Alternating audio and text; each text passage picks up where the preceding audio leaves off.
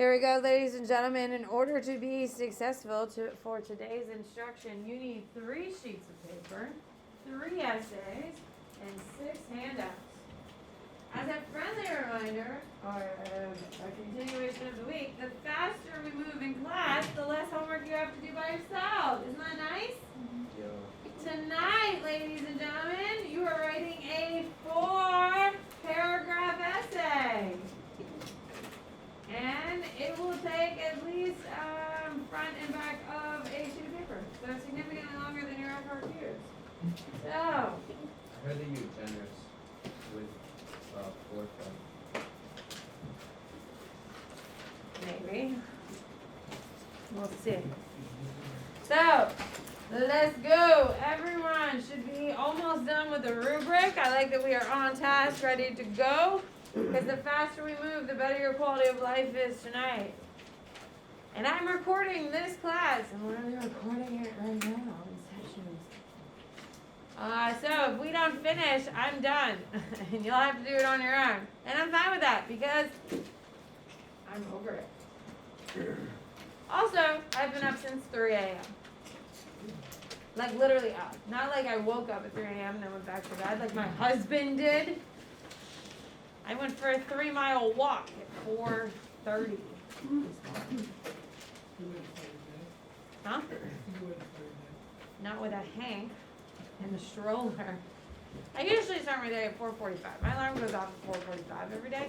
There's a big difference between 3 a.m. and 4:45. And by the way, 3 a.m. was woken up by a screaming baby, screaming mama. Not ideal. So, I need this day to be over. So, make sure your name is on maybe all 3 of your essays. You know, maybe on top of that rubric. Pierce better take out that earbud. That's for hella sure. So, you've got about 10 seconds. And then we are trading and grading. Raise your hand if you like this essay the best out of the 3. I like this one. I think it's pretty straightforward. Raise your hand if you liked quantitative, the one with the charts. Raise your hand if you like concept. Yeah, no one likes them. Okay, 2 of you. Yeah, because concept you would just have to know your content flat. Alright. Put your rubric on top of SCOTUS number 5 and hand it to someone who has not graded one of your essays. Go.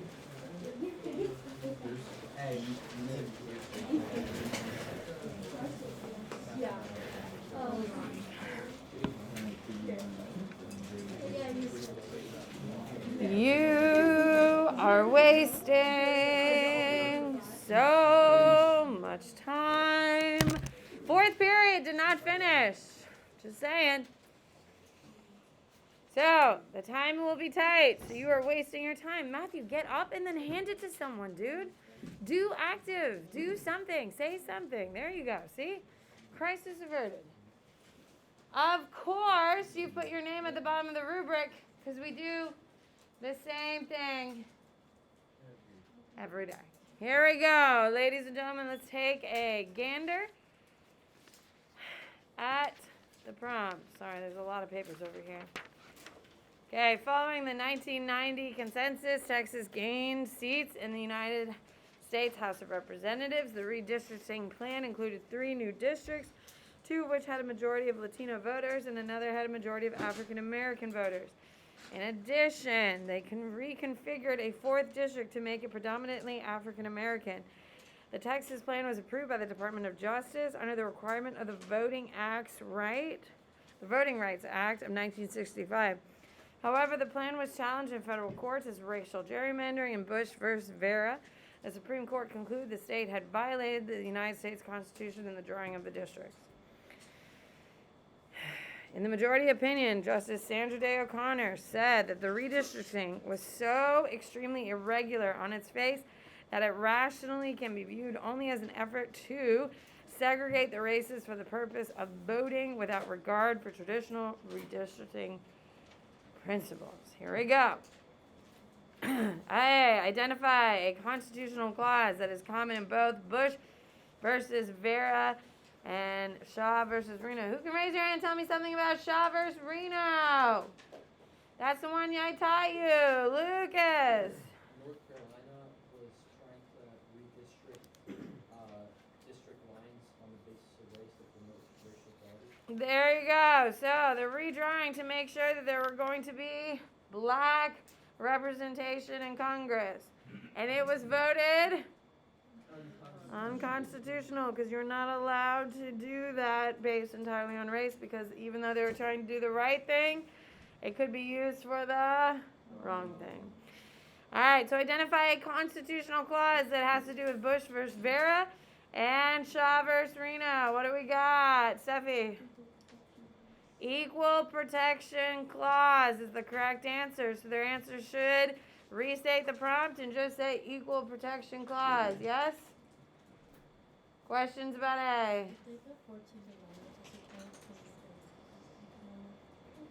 Do they get to the clause? No? Oh, yeah, they did. Yeah. Oh, okay, then it's fine. Okay. B. You should be scoring and, of course, coloring their essay. That's the reason why you have color pencils and crayons. B. Identify how the facts in both cases led to similar holdings. So, similar outcomes. So, what is a similar outcome? Hello? The faster you go, the better your life is tonight. What do you got, Anna? That the redrawing of the districts was unconstitutional. There you go. The rewriting of the district. Let me try this again. The redistricting was unconstitutional. Okay? I'm looking in here. They don't say the G word. No, they do. So you don't get points for it. Gerrymandering. It's right there. So you have to say gerrymandering. No, redistricting is fine, or gerrymandering. But if you're using gerrymandering as evidence, it's wrong. Now, please listen very carefully. This is the unique part of what SCOTUS is. Hopefully you've noticed they're all pretty much the same. Each one has a little bit of a trick to, not trick, but a unique component. Pretty much every time in B, they're asking you to tell something commonality between them or a difference. If you give specific facts about the Supreme Court case you're supposed to know, like in this case, it's Shaw versus Reno.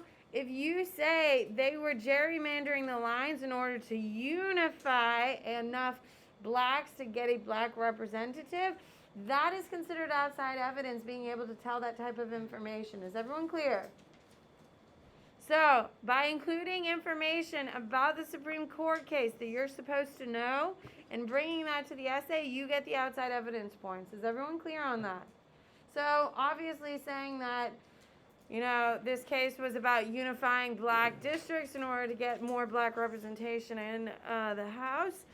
That doesn't have any vocab terms in it, but because you're talking about information that was not provided, it does score as evidence. Is everyone clear?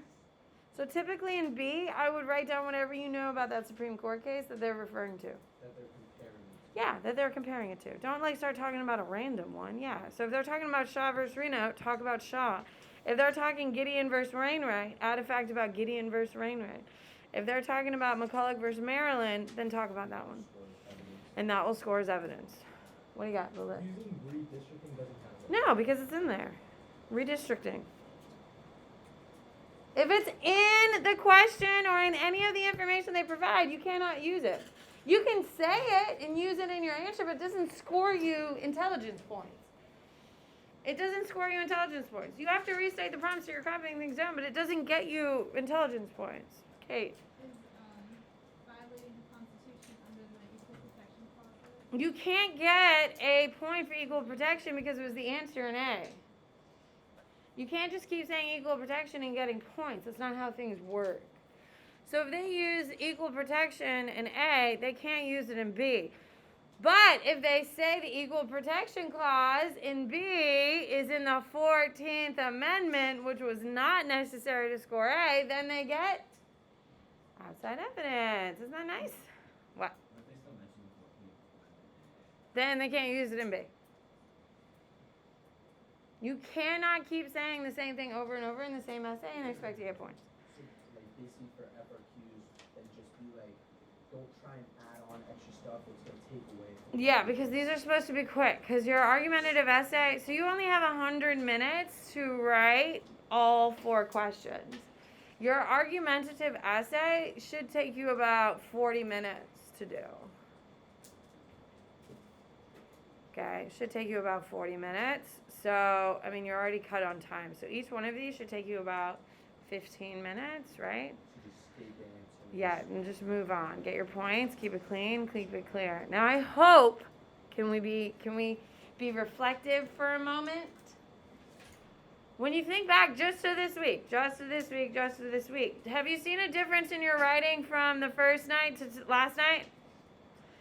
They're better essays, can we agree? Okay, they're clearer, you're sharper on how to present your content, the consistency is there. These are much better essays. Can we agree that writing week has made you a better writer for APGov?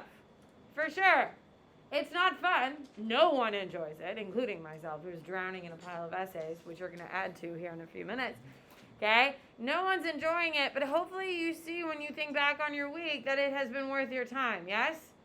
Now, let me tell you another thing. APGov has happened to have some of the lowest scoring written parts of any of the AP essays. You want to know why? Because people don't teach the writing. Because no one likes teaching writing. Have you noticed that in your classes? If teachers can avoid it, they won't teach it. Hello? Because it's not particularly fun. I'm not having fun. In case you wondered, I'm not having fun. With that being said, ladies and gentlemen, we don't have to be perfect in order to pass the exam. That's not the standard. Perfection is not the standard. You just have to beat the average kid taking the exam. Guess who we will beat every time? The average kid, absolutely. Because that average kid ain't working as hard as we are they? So, you don't have to know everything in order to pass this exam. You don't. You just have to be working harder than the average kid. And guess what we are doing every day? We're working harder than the average kid, and we're taking the essay seriously. So, because we're taking the essay seriously, we're already 50% there. Can we agree? We will be better. We are doing better, and we will continually. Not because we're looking for perfection. I am a heavily flawed individual. I am not perfect. Nothing about me is perfect. Okay? I will tell you, I outwork most people. We outwork the average kid. We will be better than them. And the big ticket is going to be these essays. The average AP Gov class all around the country are not sitting here writing essays and practicing this skill over and over again because it sucks and it's hard and no one enjoys it. We are because we're better than them and we will do better. Now, 4C, explain how the decision in Bush versus Vera could affect the process of redistricting for congressional representation in other states. This is where people were getting it wrong all last period. So here we go. What do we got for an answer? Now, you want me to transition quick to this LEQ, so you better have some good answers for me. Let's go. Read theirs. You also know what you wrote. What do we have for a good answer for C? Kate. It sets a precedent that racial gerrymandering is unconstitutional. That doesn't affect other states, so no. The congressional house's decision could affect the process? No, I reject. So that's a 0. What do you got, Anna? I know it's right. That's okay. I'll happily tell you if it's wrong. Alright. Well, other states are gonna have to change their ways of reading. There you go. Change the process in which they do it and the intention behind it. Fine. That scores. No one is getting points unless you go through me. So if you're scoring points, you better raise your hand and ask me. Let's go. We don't move on to tonight's essay unless I'm happy with this essay. So raise your damn hands because you don't want me cranky. I already told you I woke up at 3 a.m. You think this? You think I can rage? You bet your bottom dollar. What do you got, Ty? The opposite party would be more likely to report gerrymandering as it would help them. Interesting. It's not a great answer, but I'll give them a point for it. If they said help them, like whoever it is, tell them in your critique that by explaining what help means, they would score beautifully points. Yes? By saying help them, like what does that mean? Give them chicken noodle soup? Like what does that mean? You know? What do we got? Matthew. Would not be an accurate representation of the population. That doesn't answer the question of redistricting. So that's a 0. Ben. Other states cannot racially gerrymander in order to. No, they're not it. Oh, I mean, there's more definition. Fine. To ensure voting for representation, which may change who is voted to represent. I mean, it's not great. It's not like good. Can I give you one? Fine. But tell them Samantha Bennett did not want to. Anna. The states have to avoid racial imbalances and no longer redistrict for race. No. Love it. Because it's not like good. They're not saying anything new. They're not saying anything new. You're literally regurgitating everything that just was said. So no. Nick. It makes it more regular so that. It makes it more regular? What does that mean? Representation in other states by making redistricting more regular so it stops seeming to separate electorate. Alright, fine. They saved it at the end. Parker. To advocate the creation of new districts through states and therefore changing the voting mix. I like that they tried. Give them a 1, but then what they said isn't clear. Luke. No, it can't be because it's in the damn thing. Meriwether. Affects other states because of legislation like the Voting Rights Act. No. Voting Rights Act is not evidence because it's in the damn thing. So no, absolutely not. The Voting Rights Act was done in 1964. This is 1996. So no. McCormick. States may be more accurate and genuine in the future when drawing district lines and not do so with the intention of segregating. Yeah! Best answer so far. Who is it? Is it Alan? It's Kate.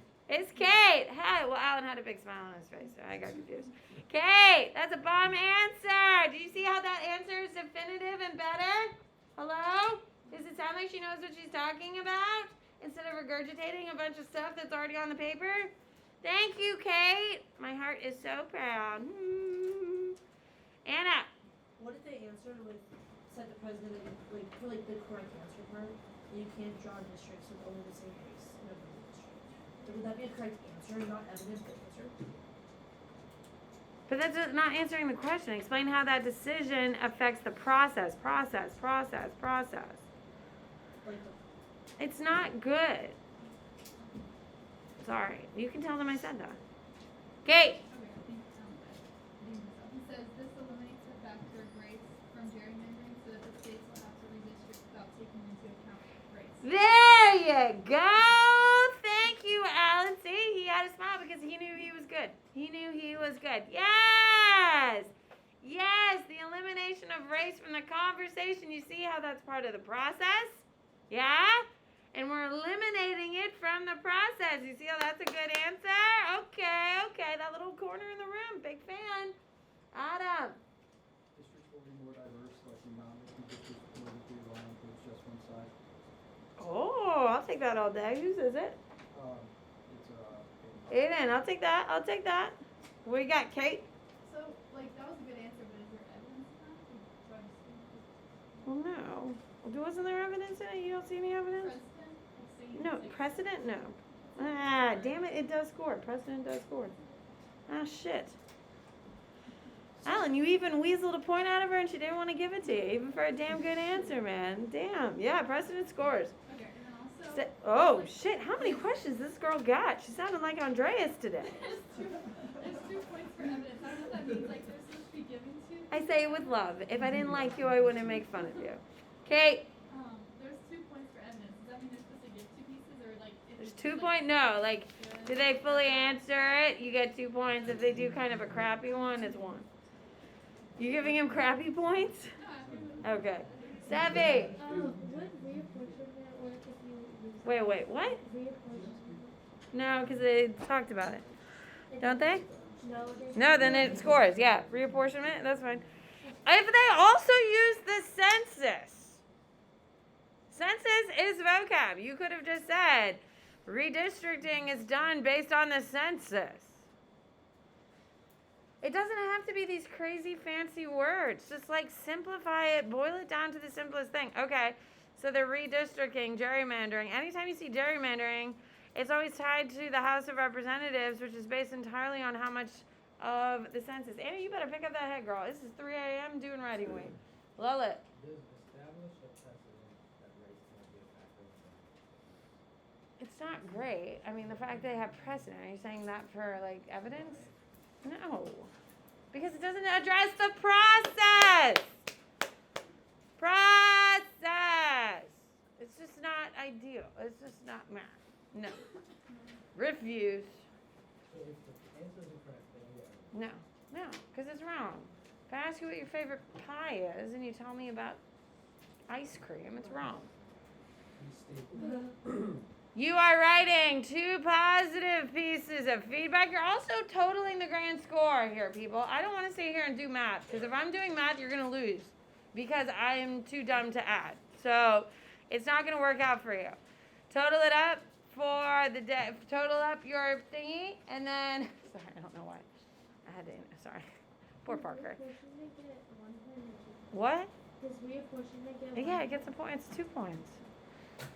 And write 2 positives and 1 piece of constructive criticism. Remember, constructive criticism is something they can actually address immediately. If you have a stapler on your desk, you better be stapling and passing immediately. It goes rubric, then essay. If you have a stapler, you better be stapling immediately. Meriwether. The Scout is. Scout, use your words, girl.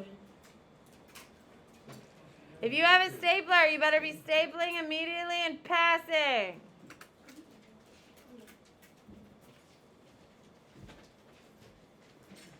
Scout, you made me remember a stupid Daniel Tiger song by saying use your words, because I said it to Henry all the time. So if this song is in my head for the rest of the day, I will not be thrilled with you. Use your words. Use your words. Yeah. It's a beautiful day in the neighborhood, a beautiful day in the neighborhood.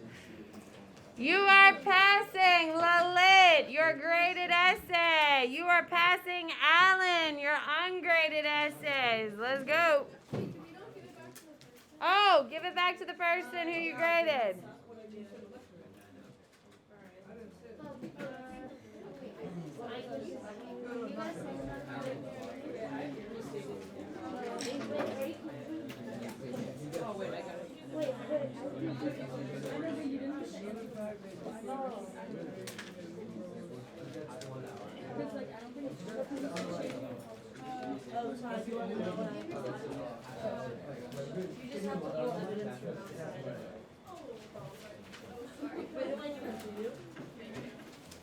Who's collecting them?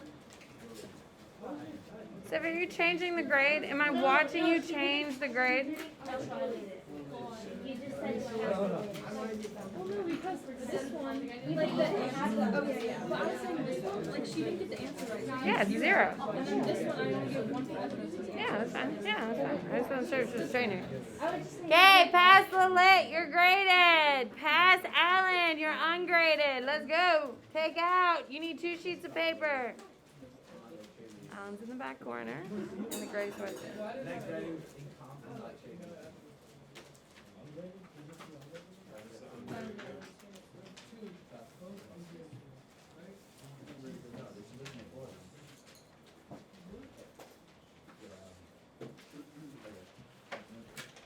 Ladies and gentlemen, you need 2 sheets of paper. You need your AP Government Explained sheet, and you need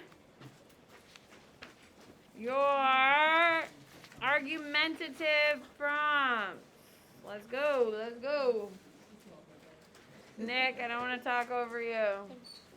Here we go, ladies and gentlemen. So let's look at our AP Government Explained.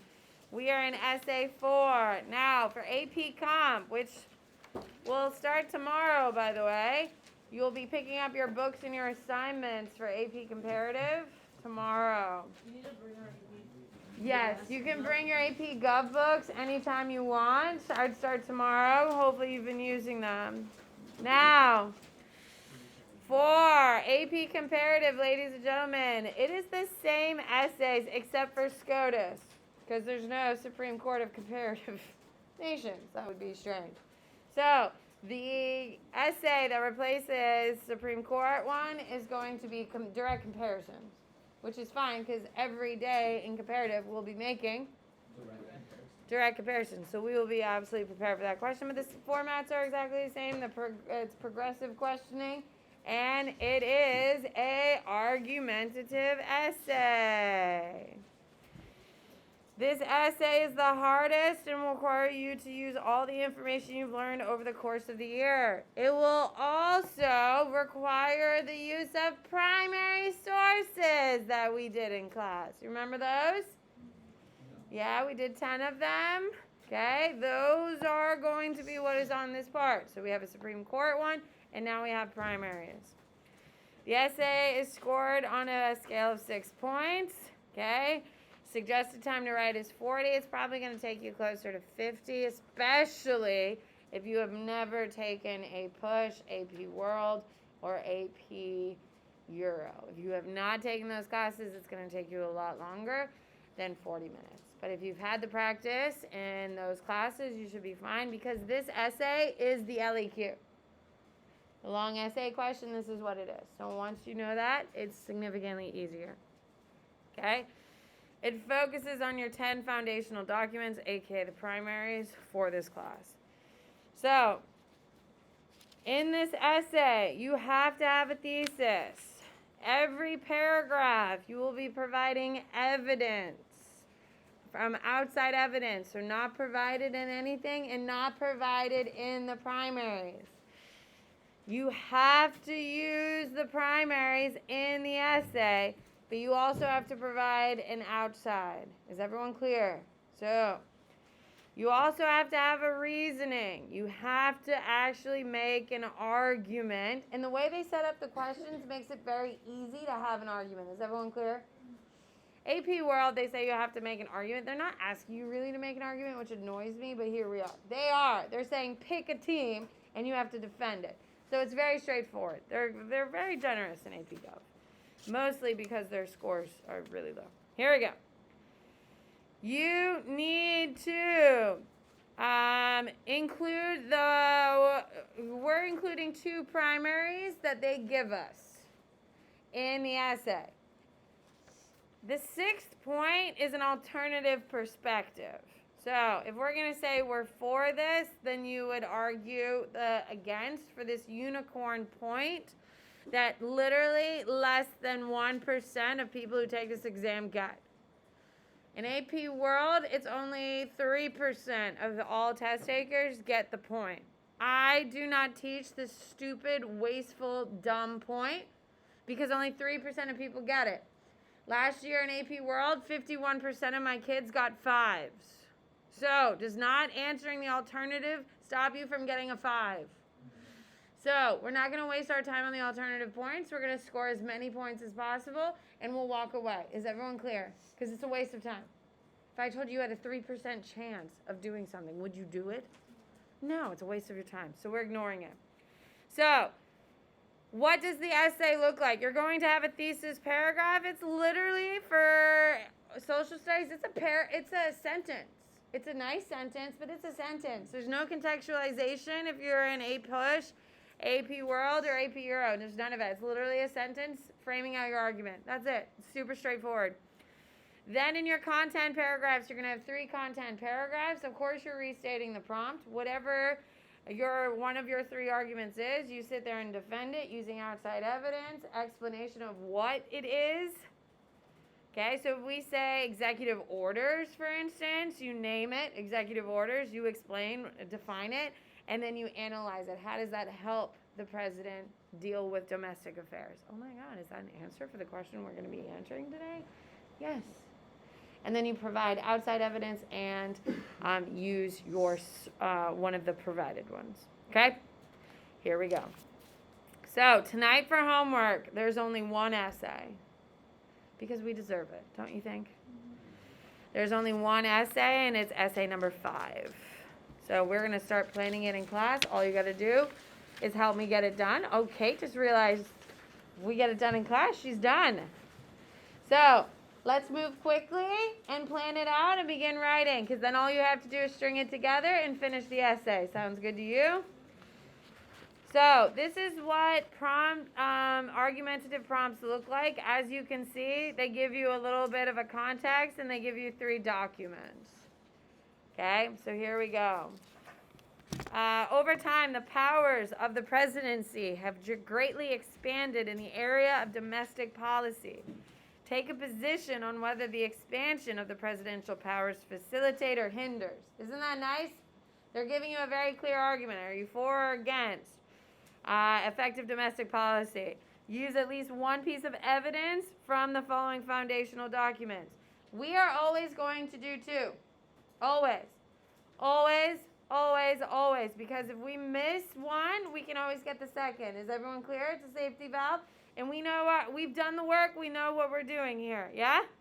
So we will always do 2 documents and walk away. Lucas. Will we have these documents on the exam, or do we just have to remember? You just have to memorize it, dude. Yeah. Why would they let you walk in with papers? Haven't you taken AP exams before? This is your first AP? Ever? Yeah. Shit. Okay. You're crushing it, dude. Yeah, you don't get anything. You walk in with a pen and pencil. No, I meant like would it be on the exam? No. Yeah, no. They don't no. No. What if they gave us a chunk of it? You know how they do that? Hi, we can live in Fantasyland or we can plan your essay and make your life tonight better. Let's do that. So, here we go. Argumentative number 5. Now, of course, you saw presidency, so what thing are you going to shout at me here in a second? Because you people love this damn answer. Here we go. So, do we want to argue for or against powers? Are we talking facilitate or hinders? Facilitate. It was way easy. So, we're going to argue facilitate. So, it makes things work better. Okay, as soon as you decide what argument you're going to make, we're going to argue the president's going to facilitate with the powers. Then I would immediately address the document, because that is a huge part of this. So, looking at the document, what is one document that you remember looking at those 3? Come on, the faster you move, the faster I move, the more planning. With a hand, who? Lucy. What about Article 2? Creates executive branch. Perfect. Perfect. Creates executive branch. Okay? So, what's another one in regards to the president and domestic policy? Which else is another one we could do? Come on, come on, come on. You are making this harder on yourself, and I will walk away. I will let you do this on your own. Adam. Guys, you think? I'm not accepting if think. Articles of Confederation. What is the big problems with the Articles of Confederation? There's no executive branch, people. There's no executive branch. Annoying. Okay, so, ladies and gentlemen, we need 3 powers. Every time you write one of these essays, it's always 3 things that you're making arguments. What are 3 powers of the president? Now, it can be implicit or explicit. What are 3 things the president can do to influence domestic policy? But let's make sure we know what domestic policy is. What is domestic policy? What is it, Ty?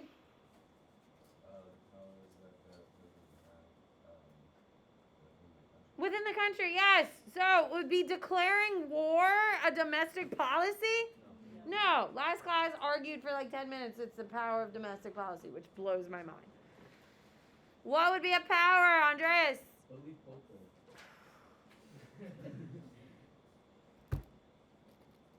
And what about it? No, that's a terrible answer for something that we've written 400 times. Gets the attention of what, Nick? Media coverage. Gets media coverage. Not the whole United States. It's the media coverage, which then barrages the United States.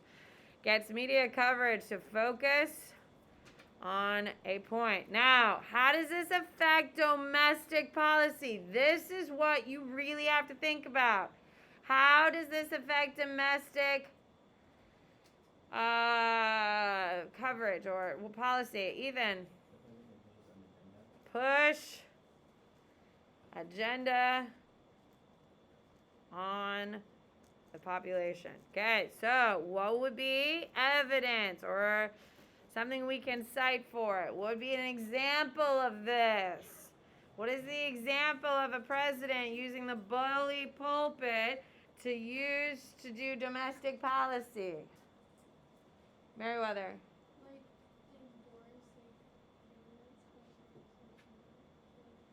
candidates. Interesting. Yeah, that's a good answer. They're usually not supposed to, but yeah, when the president supports candidates during elections who support the same policy. Why am I going ahead and saying the same policy? Because this whole thing is about domestic policy. So I got to keep tying it back to the prompt. Yes, I got to keep pulling it through. Okay, what is another power of the... By the way, can we tie Article 2 or Articles of Confederation to this? No, which is fine. It's fine. We can find another home. We got 2 more. Lucy. They can appoint judges. Interesting. Okay. Okay. Appointing judges. How is that dealing with... Okay. Lucy, sell it to me. How is that affecting domestic policy? Because, like, in cases they can decide by the situation or the constitution and What type of judges are you talking about? Supreme Court judges. Okay, then we need to write Supreme Court judges. Appointing judges, Supreme Court is what you're referring to. And so you're trying to what? Tilt the court in a particular direction. Okay, now we got to tie it to domestic policy. How is tilting the court in a particular direction? How is that tied to public policy? Come on. You don't want to do this alone, and there's a big rubric for tomorrow. Anna. They could declare certain things unconstitutional. What did they do with Roe v. Wade? When They overturned. Overturn. Politically unfavorable. I don't want to say that, but here we are. Unfavorable cases to gain power. Okay, so we need to tie it to one of our 2 documents. What document can we tie it to? And every hand should be up because, what do we got?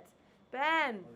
Article 2. So, our doc, we are using Article 2. Why are we using Article 2, Ben? Because it gives the president power to appoint. Okay, but use a vocab term so we can do, in one sentence, 2 things. It gives the president... Appointing power? No, because you're using that as your answer, so it can't be appointment. Guys, it is. If it's in the Constitution, it's explicit. It's an explicit right of the president, and it's found in the... Yes, do you see how, guys, if you literally think about it, you can do 2 things in one sentence, yes? Yeah, you don't have to make it this long, drawn-out thing. Pierce, give me something good. I haven't heard from you all week. We're going into our 3rd power. Wait, do you need evidence for that? Well, we do, explicit. Oh, you want to use, like... I have to explain it. It's directly stated. Stated in the Constitution. Well, like, you couldn't say, like, something out of reverse Like, that also be evidence? It's too recent. No, you can use it. Anything that happens to the day before the AP exam can be on the exam. So we can use You could use row. You could do it, but why wouldn't you just say Article 2 gives the president the ability to appoint Supreme Court judges because of explicit powers that the Constitution gives him? Why wouldn't you just do it in one So sentence? it goes back to the policy. Well, you still need to tie it to policy, but we already talked about the policy. We already talked policy. Every paragraph you have to refer to how it ties to policy. Everything doesn't have, we talked about the policy. That's right here. So what's another power, Pierce? Does it have to do with the Articles of Well, it has, yeah, that's our last document. Instead of articles, could you use federal statute? Federal statute is about like energy, right? But like I honestly don't know. What? I'm sorry. Is it my first year teaching this shit too? Thank you. I would say I knew it better than most of you, yeah, so I'm fine with that. I have the confidence to say I have no idea. Someone look it up. I did the whole thing for you. I already did the work. I don't remember. Aiden.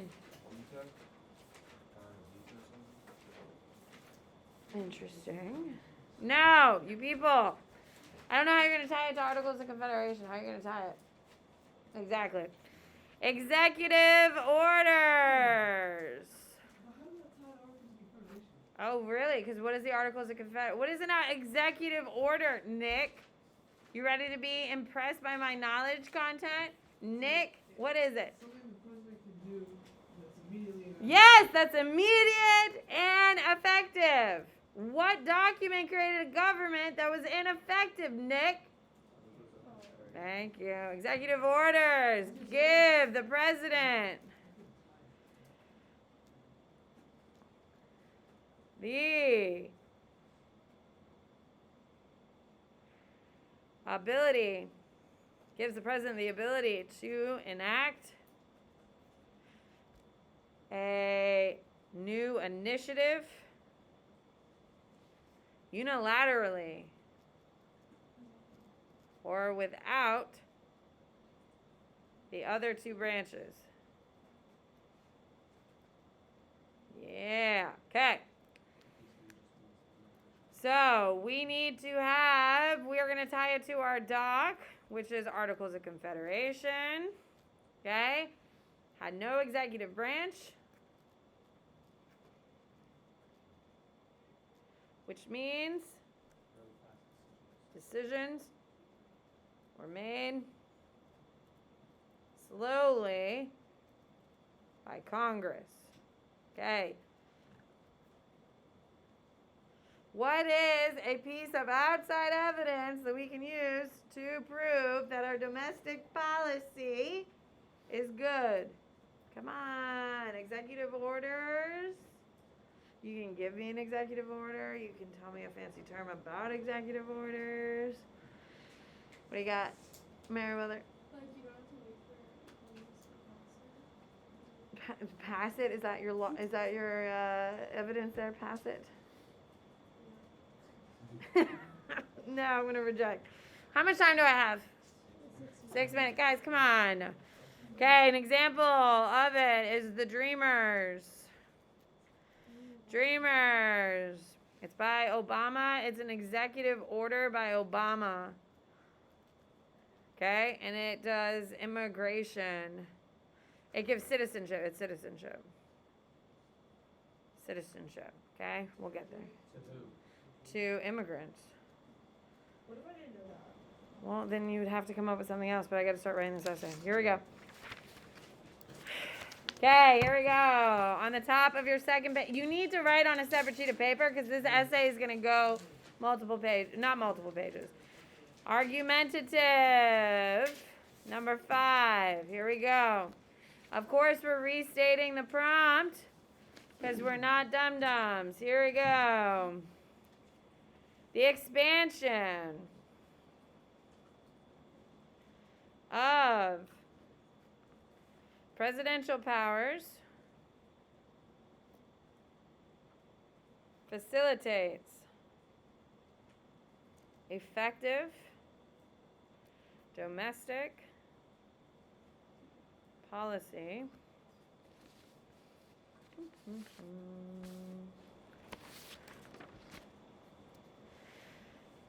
can be seen. Sure. Well, I'm trying to look at what I did in my last class and made it. Thank you, Anna. The expansion of presidential powers facilitates domestic policy in their ability to manipulate. Is this better, Anna? Yeah. The bully pulpit.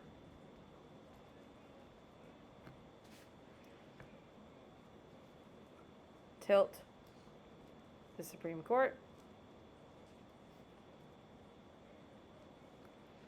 And the use of executive orders. There you go. Okay, that's all you need for your thesis. Do you see how I didn't just write the expansion of presidential powers facilitates bully pulpit, Supreme Court appointing, and creative executive orders? Yes? You see I added a little bit of pizzazz? Does it hurt? No, you can do it too. Here we go. So, of course, we restate the prompt. The expansion of presidential powers to facilitate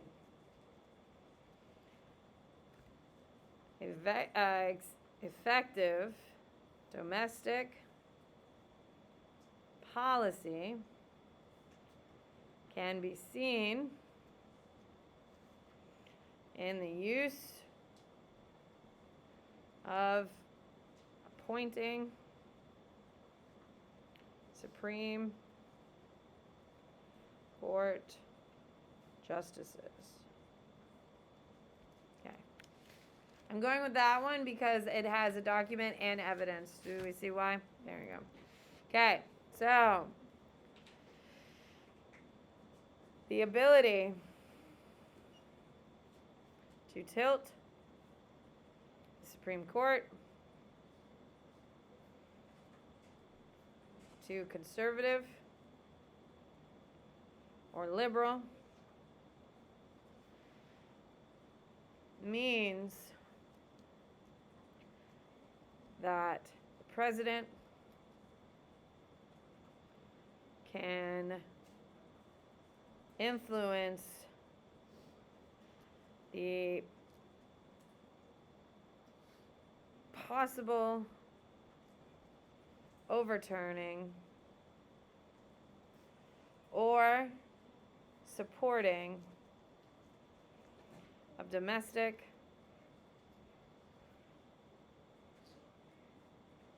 legislation, not legislation, domestic policy, there we go, that they prefer. There we go. Why did I have to go through all that? Because I had to tie it back to policy, yes. So, Article 2 of the Constitution